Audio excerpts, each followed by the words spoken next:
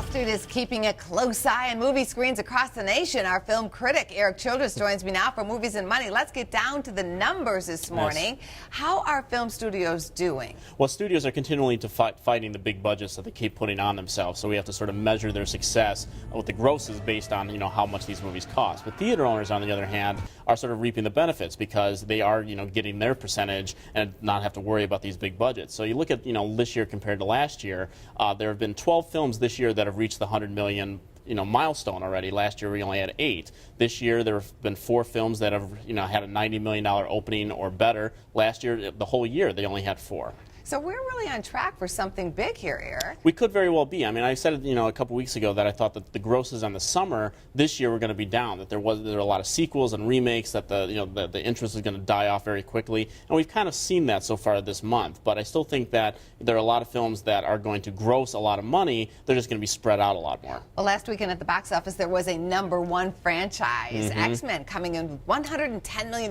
Take a look at that. A lot of money. Yeah. Speaking of big budget, I mean, this is reported to be the second highest budget in Fox's history behind Avatar, and we talked last week how $500 million was sort of that elusive number that this franchise, now in its 7th film, has failed to achieve. But they've already started, this week with $300 million worldwide for the X-Men Days of Future Past, and I think they're actually going to hit that $500 million mark, which is what they need to start seeing numbers in the black on this one. Also at the box office over the weekend, Godzilla coming in with $38 million, blended at $17.7 million. Not good news for Adam Sandler. No, finally. You're not a fan. Neighbors at $17.1 million, and The Amazing Spider-Man 2 at $10 million. All right, so now we're taking a look at this weekend. Big budget film, once again, coming from Disney. It's Maleficent. Angelina Jolie has her name on this one. Well, we just had, the one big news this week is that Frozen has become the 5th highest grossing film worldwide for Disney, over $1.2 billion at the box office.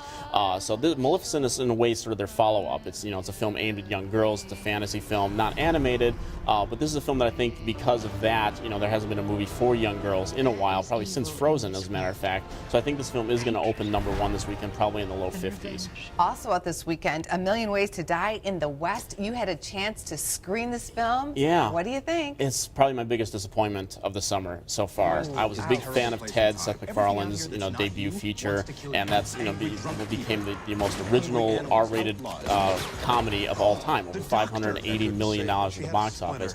This film, I think, is probably going to open well, but I think it's going to start sliding off very quickly as people realize that it's not in the vicinity quality-wise of Ted, laugh-wise as Ted, and then 22 Jump Street comes out in a couple weeks, so the R-rated fans are going to go over to that movie. So I think this is going, it's probably going to boast a small profit for Universal, but not Ted numbers. Thanks for coming on the show. Thank you.